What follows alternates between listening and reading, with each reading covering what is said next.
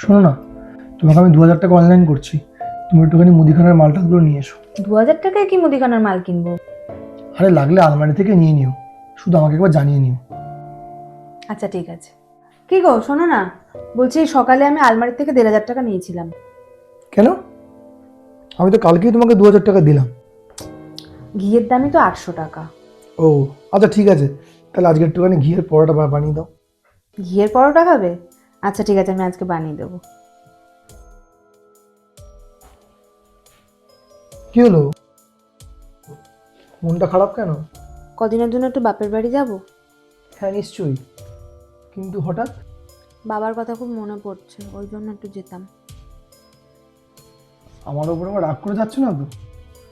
আরে না না, জানো মাঝে মাঝে না ছোটবেলার কথা খুব মনে পড়ে। বাবা ছোটবেলায় আমাকে আর ভাইকে পকেট মানি দিত, আমি আবার সেই পকেট মানির থেকে টাকা বাঁচিয়ে বাবাকে দিতাম। বাবা এটা নিয়ে খুব হাসাহাসি করতো। কিন্তু পকেট মানি আমিও তো তোমাকে দিই। হ্যাঁ, তুমি তো দাওই, তুমি বাবার থেকে অনেক গুণ বেশি দাও। কিন্তু বাবা কখনো হিসাব চাইতো না। বাবার আর স্বামীর টাকার মধ্যে অনেক পার্থক্য আছে। বাবার টাকার হিসেব কাউকে দিতে হয় না, কিন্তু স্বামীর টাকার হিসেব সবাইকে দিতে হয়, তাও আবার পাই টু পাই।